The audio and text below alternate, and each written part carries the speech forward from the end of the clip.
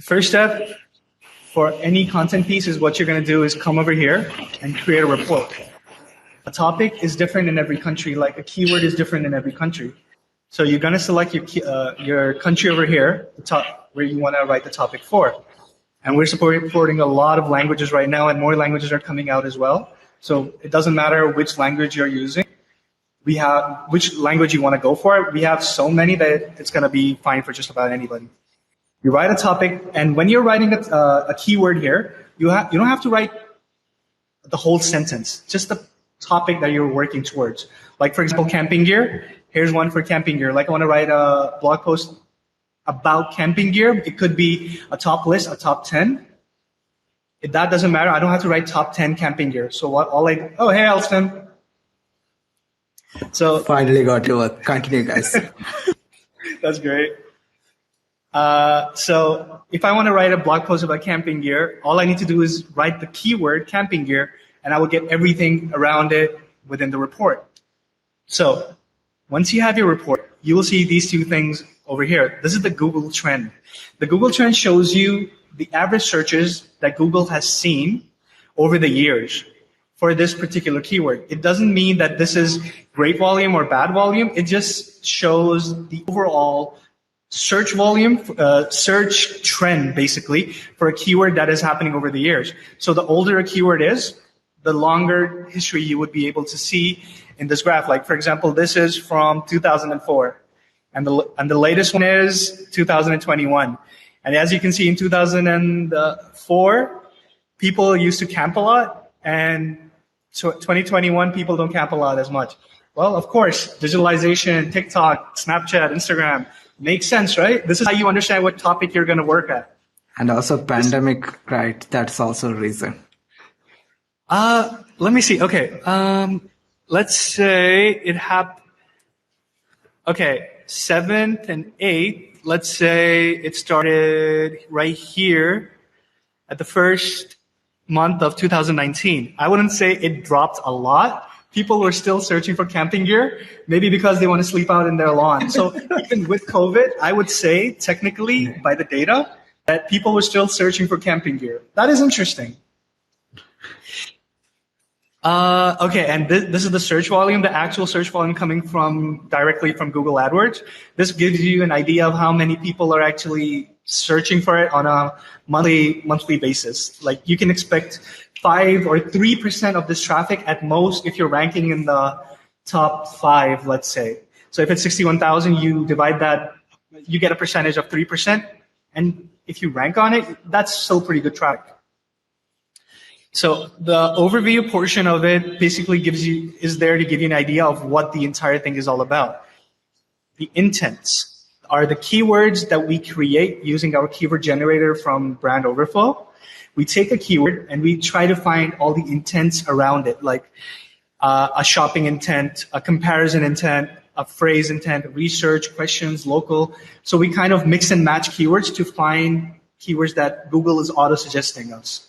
Like, for example, a shopping keyword could be, let me give you an example of how my system actually does this. Like, if it's camping gear, I would actually, right here, buy camping gear. And all these keywords that are coming over here would be in the shopping area. So these are all the intents we're creating by ourselves. It's all hand-worked stuff. And we create all these intents by ourselves, and we're improving it as we go on. So if you create a report today, it might not be the same as when you create after 3 days, because auto-suggest changes all the time. As we change, auto-suggest changes as well. So cheapest camping gear. So these are the keywords you would see in the shopping intent. Okay, back here. Comparison would be which camping gear is the best. Keywords like that. It's just like playing with English. The top videos that are going for camping gear, the 10 coolest camping gear and gadgets. So this is not only good to put inside your blog content, like informational content to make your blog piece a little better, but it's also good for content ideas. Like, you can make a blog post about the 10. So sorry to interrupt, Ahmad. I just saw a question which I thought it's super relevant. The question is, how accurate is the data and what API do you use? Can you give some insights on the search? That's a really good question. We don't use any API. We built the system ourselves. And basically, our system goes to Google, types in this keyword, like cheapest camping gear. And then we take in all the auto suggests and put it into our system. And we do it fresh every time. What about the search volumes? The search volumes are refreshed. They're coming directly from AdWords, and we refresh them every 1 or 3 months, like depending on the volume. If it's 0, we will try to refresh it every month to see if it changed or not. Got it. Something like that. I hope that answers your question, Sajwal. Okay, where was I? Okay, so these YouTube videos are not only good for like if you're making an affiliate blog, these are really good to kind of give a context over what kind of things you would expect from a camping gear, like what kind of gadgets you should look for. And if you don't want to include these in your blog, it's really a good idea to go through these videos and come up with content ideas for your own. Like if you have a camping gear affiliate marketing blog, these are the topics that you should be writing for because these are the top watched videos on YouTube, right? Tweets help me figure out what is the latest conversation going around the topic that I'm looking for. These would pretty much help me to figure out what kind of angle I would take against it, for it, what to avoid, what to further add into my content piece. Related searches and breakout searches are from Google Trends directly. Let me give you an idea. So a lot of people ask us where we get this data from, and it's that we try to keep our data directly from Google in every case. Either it's from Google Search, from Google Trends, from AdWords, directly from Reddit. We have very little third-party APIs. So because everything is built into Brand Overflow. Okay, let me start with camping gear. So this is the interest over time within the past 12 months in Germany. United States. Here we go. This is more like graph we were looking at. Here are the top states: Utah, Wyoming, Oregon. Here are the latest related queries: toddler camping gear. Like, if this is a breakout query, that means people are going to camp right now and they're looking for camping gear, especially for toddlers. So they have very, very small children. So if you're creating a blog piece, you need to write about children apparently in camping gear. I don't know how I would write that because this is a keyword that came from a customer that I was trying to test out. I don't have any interest in camping gear, by the way. So I would pretty much write about what kind of camping gear you would need for a toddler, all the safety precautions, the lotions, the mosquito, everything, pretty much everything from mosquitoes to sleeping to food, everything. I would include that as my content. Okay, that's sorry to interrupt. The source is like Google Trends data is coming through. So let's say, for example, if they are the country, for example, United States is the popular one. If I'm looking into something like Sri Lanka or India, then there's a trend data sometimes not found or something like that for the smallest keyword. So if there's, for example, this one where it does not show any sub-region, then we won't show this data inside TopicMojo. Exactly. Because I cannot make up data. I cannot assume it is popular in Sri Lanka. Like, for example, in Pakistan, it's not going to be all that. I don't think people can just too spiked. But if you write something like biryani, we're gonna have a good trend here. So see, this is what I love about SEO.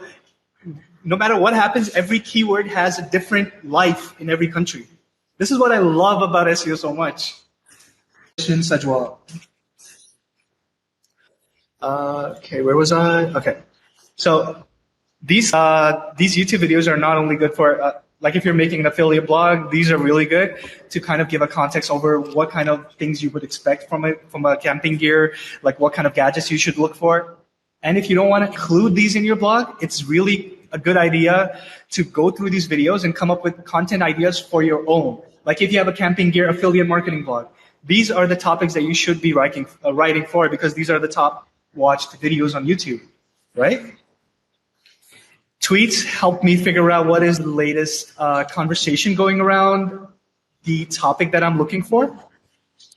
These would pretty much help me to figure out what kind of angle I would take against it, for it, what to avoid, what to further add into my content piece. Related searches and breakout searches are from Google Trends directly. Let me there at one click. The forums part is really fun, actually. So if you're writing a blog post about something, you want to get the right backlinks as well. This is not only going to give you the right conversations on forums happening all around the internet, it's also going to help you get link opportunities, like in forums and communities. You can go there and link your topic, your blog post.